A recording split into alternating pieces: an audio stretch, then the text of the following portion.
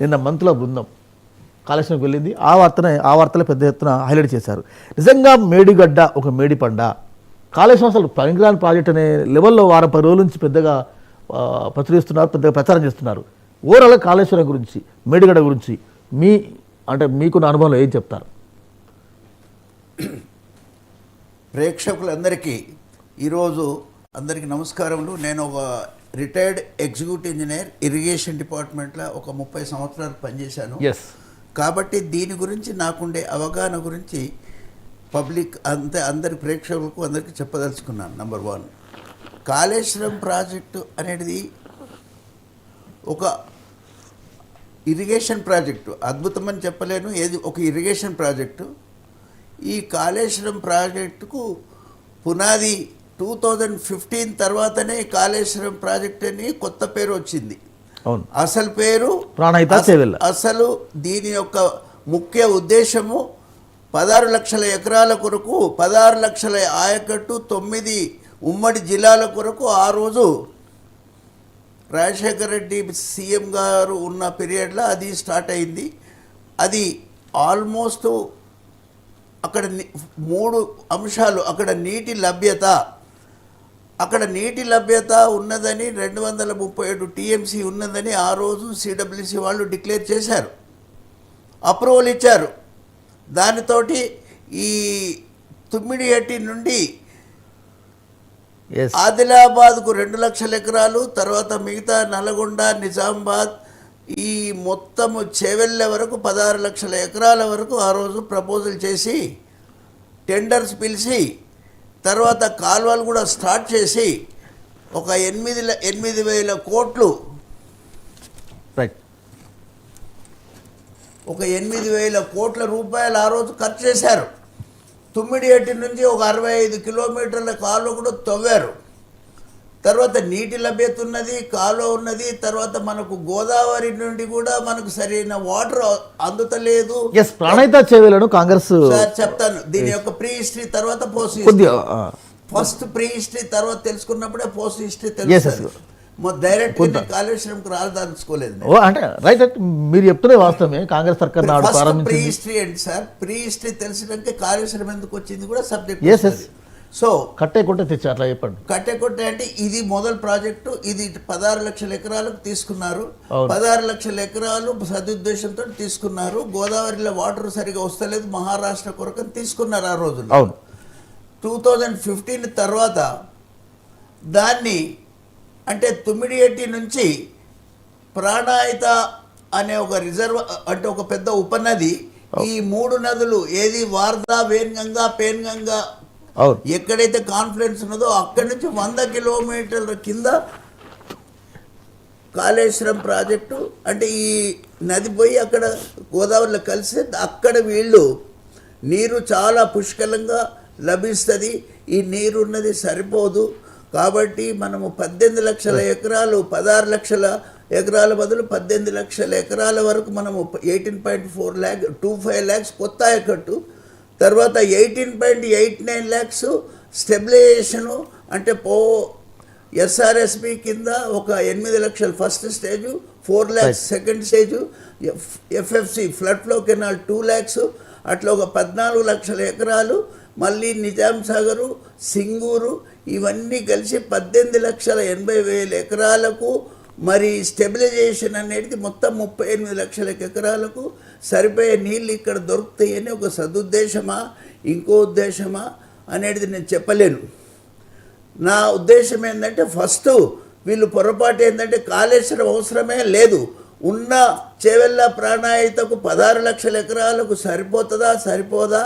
కాలువలు అన్నీ కంప్లీట్ చేసినట్టయితే ఆ రోజులల్లో అది కంటిన్యూ అయితే ఈరోజు చేవెళ్ళ వరకు వాటర్ 16 లక్షలు కాకుంటే 8 లక్షలు రాని. ఈరోజు 8 లక్షలు అంటే కూడా చాలా పెద్ద, అంటే ఒక నాగార్జున సార్ కింద 6 లక్షలే. అంటే ఈ 8 లక్షలు చేస్తే కూడా ఒక ప్రాజెక్ట్. విఠల గారు రీడిజైన్ చేశారు, తర్వాత ఆయకట్టు చెప్పండి, వినండి, అన్నీ చెప్తాం. రీడిజైన్ అనేది చెప్తాను. దానికి 3 వీళ్ళు ఏం చేశారు, ఆ వాటర్ తీసుకొచ్చి మేడిగడ్డ దగ్గర స్టోర్ చేశారు. సో మేడిగడ్డ అనేది ఒక గోదావరికి బ్యారేజ్ కట్టాలి అంటే దానికి 1.6 కిలోమీటర్స్ వెడల్పు, తర్వాత 85 గేట్లు, తర్వాత దాంతో రిజర్వాయర్ నిర్మించారు, పంప్ హౌస్ నిర్మించారు. అది ఎక్కడ 100 అంటే 140 నుంచి 100 లెవెల్ అంటే 100 కిలోమీటర్లు డౌన్ చేశారు. ఎస్ డౌన్ చేసిన తర్వాత ఇగో మీకు చెప్తారు, ఈ డౌన్ చేసి ఏం చేశారు దీన్ని, రైట్ ఇదిగో ఈ డౌన్ చేసి తర్వాత ఇక్కడ మేడిగడ్డ, ఈ మేడిగడ్డకు ఒక బ్యారేజ్, దీనికి ఏంటంటే 16 టీఎంసీ వాటర్ మేడిగడ్డల స్టోరేజ్. తర్వాత పైన మళ్ళీ అన్నారంలో కూడా 11 టీఎంసీ 10.80 టీఎంసీలు మళ్ళీ ఇక్కడ వాటరు. మళ్ళీ సుందిల్ల పైన, సుందిల్ల అంటే ఒకదానికంటే ఒకటి 3 బ్యారేజీలు కంప్లీట్ అది హిస్టరీ అండి. నేను ఒక్క మాటలు అడుగుతున్నా, కాళేశ్వరం ప్రాజెక్టు సఫలమా విఫలమా? 100%లా 80% సక్సెస్, 20% ఫెయిల్యూర్ అండి. 20% ఫెయిల్యూర్. ఈ మైడిగడ్డ అన్నారం సుందిల్ అనేది 50-50 వైబ్రేటింగ్ సిచ్యువేషన్. వైబ్రేటింగ్ అంటే ఇది మొత్తము ఇసుక, అంటే దీని యొక్క బ్యారేజెస్ కింద ఇసుక. ఈ ఇసుక అనేది చాలా డేంజరస్. దీన్ని ప్రాపర్ ఇన్వెస్టిగేషన్ చేసి దాని కింద సబ్సాయిల్ ఏమున్నది, వాటర్ ఫ్లో ఏమున్నది, తర్వాత చేయాలంటే మినిమం ఒక 3 years ఇన్వెస్టిగేషన్ పడుతుంది. వీళ్ళు కంప్లీట్ చేసింది ఓన్లీ 2.5 yearsలా. ఇన్వెస్టిగేషను, డిజైన్స్, కంప్లీషను 2.5 సంవత్సరాలు చేసుడు అది పెద్ద పొరపాటు. ఒక నాగార్జున సార్ కట్టారు, ఎన్ని డ్యాములు కట్టా మినిమం 15 years 10 years పడుతుంది. నిజాం సాగర్ కూడా 10 years పడుతుంది. Improper investigation number 1. తర్వాత అతి తొందరగా చేసే, ప్రపంచంలో ఇంత తొందరగా చేసిన ప్రాజెక్ట్ ఇంత అవసరం ఎట్లున్నా చేసేది, ఇది చాలా పెద్ద పొరపాటు. దీనికి ఇన్వెస్టిగేషన్ సరిగ్గా ఎవరు చేయలేదు. డిజైన్స్ కూడా వాళ్ళు పాపం ఏదో చేస్తామని వాళ్ళు ఒక డిజైన్ ఇచ్చారు. ఏది డయాఫ్రమ్ వాళ్ళది 4 నుంచి 5 సంవత్సరాలు డిజైన్ ఇస్తే, అంతకంటే మాకు తొందరగా కావాలి, అంతకంటే మాకు తొందరగా కావాలి. వాళ్ళకు సీక్ అండ్ పైల్స్ అని కొత్త డిజైన్, మన దేశంలో లేని డిజైన్ పెట్టారు. అదేంటంటే ఇక్కడ డ్యామ్ ఉంటే ఇక్కడ పైన డ్యామ్కి సంబంధం లేదు, up stream side down stream side ఒక కట్ ఆఫ్ వాల్ తిరిగి పెడతారు. ఆ కట్ ఆఫ్ వాల్ అనేది ఈఎన్సీ గారు చాలా ఓపెన్గా చెప్పినారు కదా, చాలా క్లియర్గా చెప్పినారు కదా, కాళేశ్వరం బాయకడ్నిత పెరిగింది, ఇంత పెట్టుబడి. అదంతా సబ్జెక్టును డీటెయిల్డ్గా స్టడీ ఈఎన్సీ చేయలేదు, ఎవరు చేయలేదండి. డీటెయిల్డ్ సర్వే ఎవరు చేయలేదు, ఏ ఇన్వెస్టిగేషన్ లేదు. మోడల్ స్టడీస్ చేయాలి మొదలు. ఈ కొత్త ప్రాజెక్టులకు ఎప్పుడైనా మోడల్ స్టడీస్ చేయలేదు.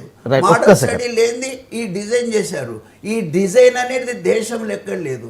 తర్వాత రోజు 1,00,000 బస్తాలు సిమెంట్ వేశారండి. ఇది అవసరం లేదు. మినిమం ఒక 5 years 6 years రోజు ఎంత సిమెంట్ వేయాలి. తర్వాత దీని ప్రాపర్ ఇన్వెస్టిగేషను లేకుండా ఇంత తొందరగా, తర్వాత అన్వాంటెడ్, ఇప్పుడు పైన ఉన్న ప్రాజెక్టు కంప్లీట్గా పక్కన పెట్టి కాళేశ్వరం అని పేరు పెట్టి ఈ 3 ప్రాజెక్టులకు 12,000 రూపాయలు ఖర్చు పెట్టారు, 12,000 కోట్లు. ఇది ఇప్పుడు ఈరోజు సింక్ అయిందంటే డిఫెక్ట్ ఇన్ని సో మెనీ డిజైన్స్లో తప్పుగా. కానీ ఇవన్నీ అధికారుల బృందానికి తెలియదా? ఇవన్నీ ఆనాటి ప్రభుత్వానికి తెలియదా? ప్రభుత్వంకి అన్ని తెలుసండి. ప్రభుత్వంకు తొందరగా కావాలి. అది 10 ఏళ్ళది సంవత్సరంలో కావాలంటే ఇట్లే ఉంటాయండి. ఓ బిల్డింగు 20 అంతస్తుల బిల్డింగు మీరు 3 రోజుల్లో స్లాబ్ వేయాలి, కాలాలు వేయాలి, కంప్లీట్ చేయాలంటే ఇక బిల్డింగ్ ఎట్లనో ఇది కూడా అంతే. రైట్. కానీ అవినీతి జరిగింది, ఇది జరిగింది, అది జరిగింది. అవినీతి గురించి నేను ఒక ఇంజనీర్గా మాట్లాడే అవసరం లేదు. కానీ ఇంత తొందరగా చేసే అవసరం ఏందో ఈ రోజు వరకు ఇది $1 million question. Right. Sanjay Reddy గారు